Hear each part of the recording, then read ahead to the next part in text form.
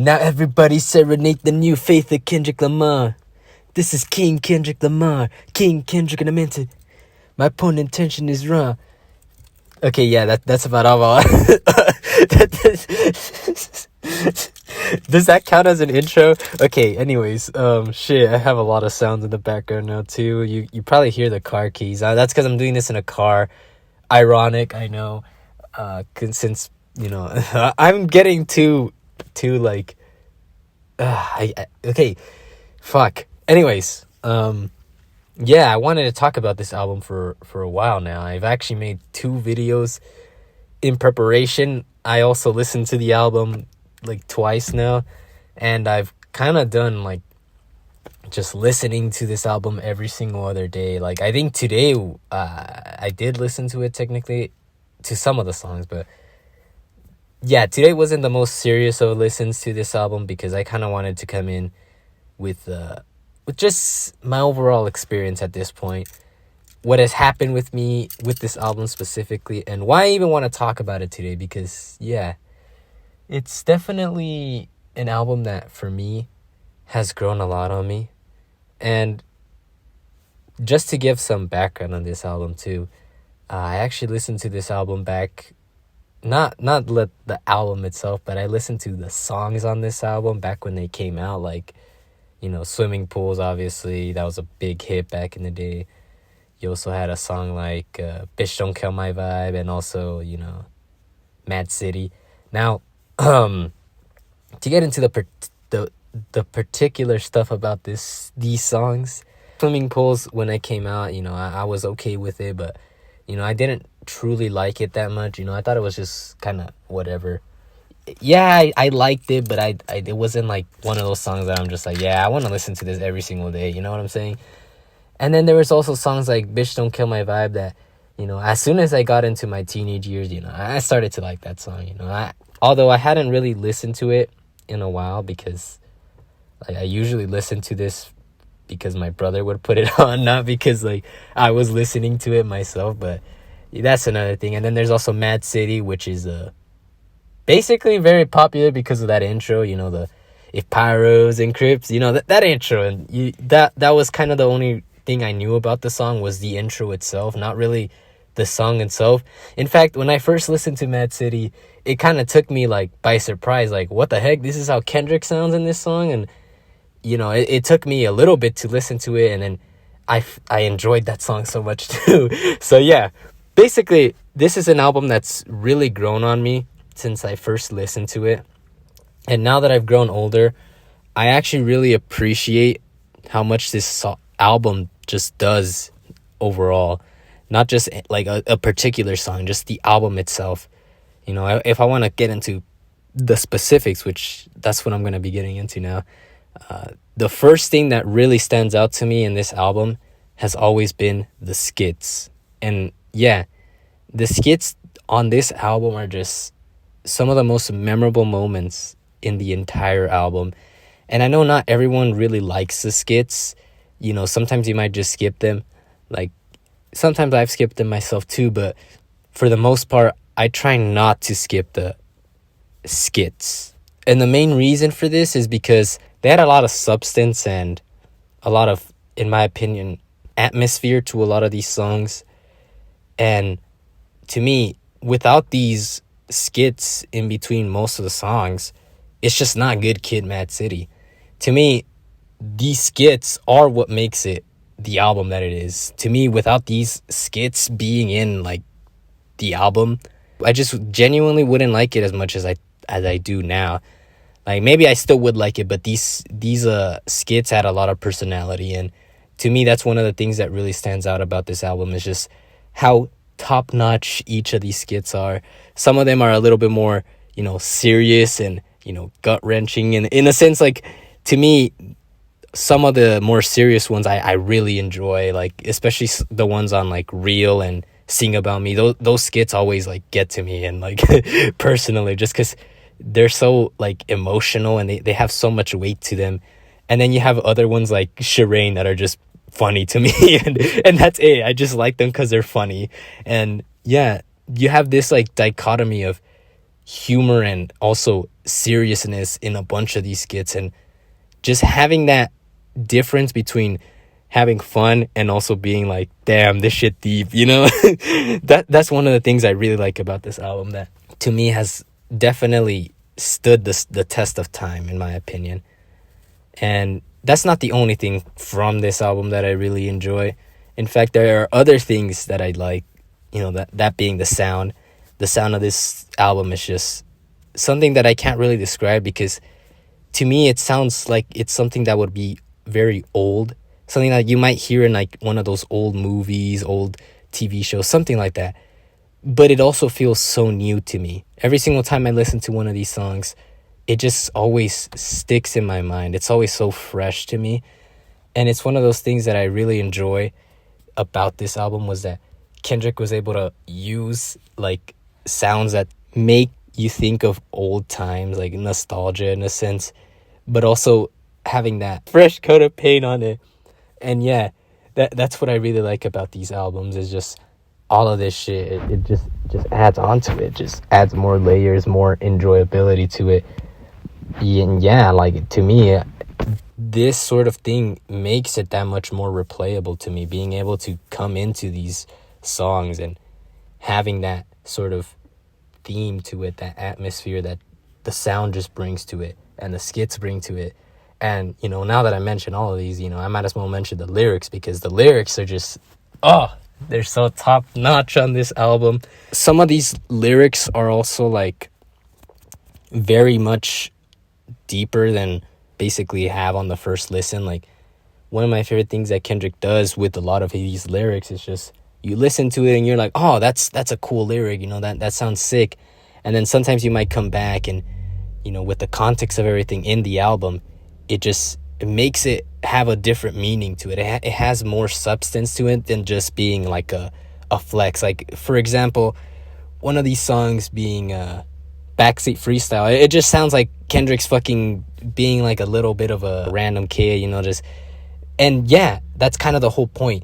The whole point of it is that Kendrick is this braggadocious kid who doesn't know what's coming. You know, he doesn't understand the situation he's in, and he's just hanging around and being like basically a teenager with his friends.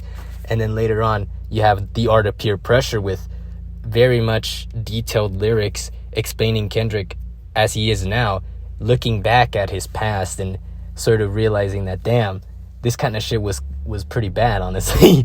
And like having this sort of like basically maturity to his previous actions and being like, damn, that was like really stupid of me. So yeah, I know a lot of people praise Kendrick for his lyrics, but the hooks themselves are also catchy. It's not just that these lyrics are deep. I feel like some of these hooks that he uses, despite being very basic, or you have like 50 different like meanings to this one lyric, like, no, I think for songs like Bitch Don't Kill My Vibe, the hook is so catchy. And this is what I mean by why I like this album so much. Kendrick is able to utilize both catchy hooks and interesting lyrics into this album. Like, it's just not one thing. Like, he doesn't just have like good hooks and shit and then just not have any interesting lyrics, or just have lyrics and then no good hooks, you know. He does the two of them, and that's what I really like that this album does, is that you have stuff like Bitch Don't Kill My Vibe with hooks that are just interesting, you know, fun to listen to, and then stuff like Swimming Pools that, while sure it's a very addictive hook, if you go into it, it's a lot more of like this person's trying to coerce Kendrick into just drinking his problems away and keep drinking, and it brings into this whole like topic of peer pressure and all this other shit. And yeah, I just like how deep and connected a lot of these lyrics are with these entire topics, that Kendrick does a good job at just connecting everything together. And yeah, that kind of just that's another thing that I fucking like about this album. Is just from start to end, this album is complete. It's a complete package. And even if not all the songs are like 10 out of 10 perfect song ever created, they just fit together as a collective. And the story itself has an interesting beginning to a satisfying conclusion, basically. yeah, I just think this album does a lot of good things in terms of being able to build up and get you into the mood of the whole entire album, get you into Kendrick's perspective. And yeah, to me, that's what this album does so good. It's like you have all these interesting things already. You have the skits, you have the lyrics, you have the sound of it, and then you just have the complete package of the album, which makes it just that much better to listen to, in my opinion.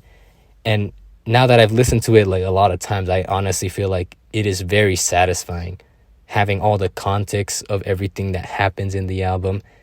And just it's just fucking good, Kid Mad City. What else can I say to this? Yeah, besides that though, there's one more thing I wanted to mention, and that's, I guess, a more personal side to it. I mean, this is already my opinion, but an even more personal side, something about this that, in my opinion, has still like spoken to me is that I like how relatable a lot of this album is to me. Like, sure, I might not have lived in Compton, USA, or had to deal with, like, you know, gangbangers and shit all the time, but to me, having someone be able to speak on certain situations that you went through in your life, such as being, like, poor, or, you know, having to deal with peer pressure, the thought of it, not even just, like, in a negative way, just the thought of peer pressure, being explained in this album, stuff like addiction, being treated with such care, even if it is very catchy. Kendrick does a good job at not only explaining his perspective, but also showing how these sort of things are bad for you. It's so interesting that Kendrick's able to bring in all of this, and to me, it makes it so relatable, because me personally, like, I've gone through certain things like this. I know people who have gone through certain things like this. So having someone just put that all into song, to me, it just has a personal level of connection to this album that I don't really have for many albums. Like, yeah, sure, I haven't listened to a lot of albums, and I probably should have prefaced this video with that, but to me, this album as a whole just has everything from start to end, and it just completes it beautifully. So to me, as I mentioned multiple times throughout this video, I think Good Kid, Mad City is a good album. Not just a good album, but a great album. And not just a great album, but a perfect album from start to finish. And yeah, this is now the 11th year of it coming out. So happy 11th year to Good Kid, Mad City. And, you know, I'm kind of sad that I only listened to this like a year ago and not like when it came out. But obviously, I was still young, and you know, it would, a lot of these things wouldn't make sense to me as a kid. And yeah, I'm glad I listened to it now, and you know, I'm hoping to listen to this to more in the future, because I really like this album. And yeah, that's enough, like, just saying I like this album for the 50th time, but that's basically as much as I can explain it. It's just, I like this album, and that's as simple as it gets, honestly. So yeah, that's all I got to say for now. I know this wasn't the most in-depth review. I wish I could have gotten more in-depth, but to me, this is just like me kind of geeking out over this album, or nerding out. I don't know which one is the correct term. And yeah, nothing else but love, I guess, for this album. And like, I wanted to bring in some negatives, but as I listened more to the album, those negatives kind of went away. Like, the only negative is that not everything is a 10 out of 10, but that's not really a negative, because I feel like overall this whole album is just satisfying. It has a satisfying beginning and conclusion. Now, does that mean that this album is the best album ever made? I can't really tell you that, because, you know, before listening to this again, I had, you know, To Pimp a Butterfly above it. But listening to this again, like, just recently, because of this video, and because of the fact that it was going to be like the 11th anniversary of this album, I just fucking like this one more now. So yeah, to me, it's definitely some recency bias, but I fucking love this album again, to the point that I think it is the best Kendrick album that he's made. And yeah, about like any other genre, I can't really say how comparable it is to other albums that have come out in the decade, because I haven't really listened to many albums, so I'm just thinking from my own perspective and what I really like about this album. So yeah, that's all I gotta say. Again, yeah, that's all I gotta say. Listen to Good Kid, Mad City. Kendrick's my goat, I guess. If you guys want to hear my other thoughts on other albums, like, I don't know, To Pimp a Butterfly, although that would be worse than this one, because while I have listened to Pimp a Butterfly like 3 times at this point, I can't even like begin to rationalize my thoughts on it, as opposed to this one that I've listened to for a year now, So yeah, anyways, that's all I got to say for now, for the 3rd time.